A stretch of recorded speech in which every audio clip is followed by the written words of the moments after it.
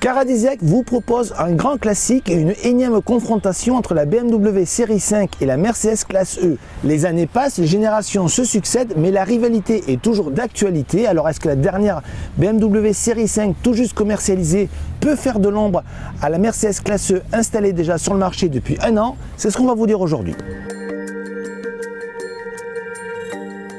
Même si les BMW série 5 et Mercedes classe E sont très appréciées de certains taxis et VTC, il ne faut pas oublier qu'elles sont avant tout des routières de tout premier plan. Elles ont construit leur réputation principalement à partir de leur confort, mais également leur haut niveau de technologie. Ces deux dernières générations n'échappent pas à cette règle.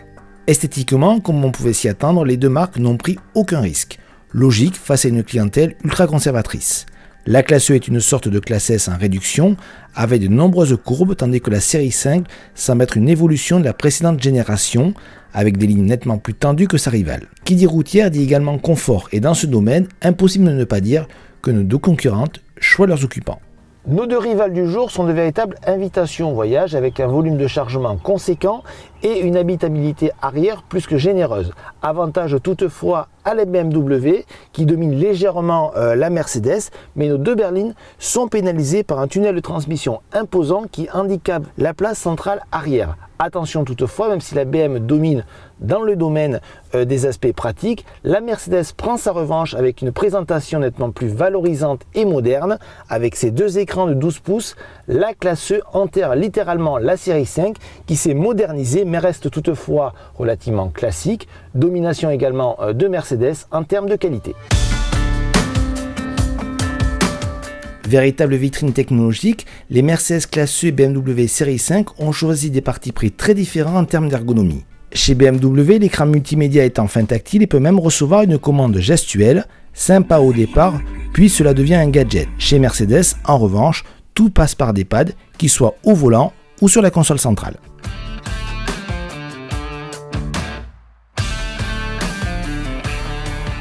Sur le segment des premiums, l'équipement joue un rôle essentiel. Et ici, c'est la série 5 qui s'impose. En effet, à 58 810 € pour la BM et 62 700 € pour la Mercedes, la bavaroise part avec une solide avance en matière de tarifs. Toutefois, cet écart est rapidement comblé en raison de quelques lacunes d'équipement présents sur sa rivale, comme le toit ouvrant à 1450 €, les suspensions à différents modes ou l'avertisseur d'angle mort, disponible seulement dans un pack à 2800 €, comprenant également la conduite semi-autonome. Il faudra cependant aussi repasser par la case option pour la classe E pour ajouter la recharge de téléphone par induction et le démarrage sans clé. Victoire au final de la série 5.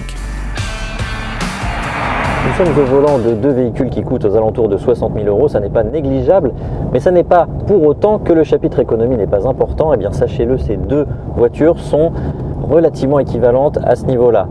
Elles ont les mêmes durées de garantie. Elles sont toutes les deux dotées d'un moteur à chaîne de distribution qu'il n'est pas nécessaire de remplacer durant la vie de la voiture. Là où la Mercedes va faire la différence, puisque c'est elle qui gagne ce chapitre, c'est sur la consommation. Elle consomme un tout petit peu moins que la BMW et également en fiabilité attendue. C'est vrai que Mercedes est un petit peu au-dessus de BMW en ce moment, donc au final, victoire à l'étoile. Sur route, pas de doute, on a affaire à des routières de très haut niveau. Notre préférence va tout de même à la BM et ce pour plusieurs raisons. Tout d'abord, la berline munichoise a un moteur diesel nettement moins bruyant que celui de la Mercedes. Ce sont pourtant des 4 cylindres, tous les deux, d'une puissance proche de 190 chevaux et 400 Nm de couple, mais celui de la BM est beaucoup plus discret que celui de la Mercedes. Au niveau du comportement, la BM a une direction plus précise, plus agréable, qui apporte beaucoup plus de dynamisme que celle de la Mercedes. La berline à l'étoile semble un peu plus patote dans les enchaînements de virages, alors que la BM les enchaîne avec beaucoup de facilité. A noter enfin qu'il est possible d'améliorer les caractéristiques de chacune des deux berlines, tout cela bien sûr en option.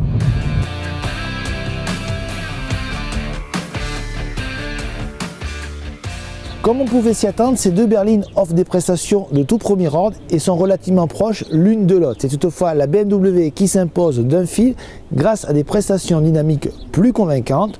Revanche dans quelques mois avec leur version break.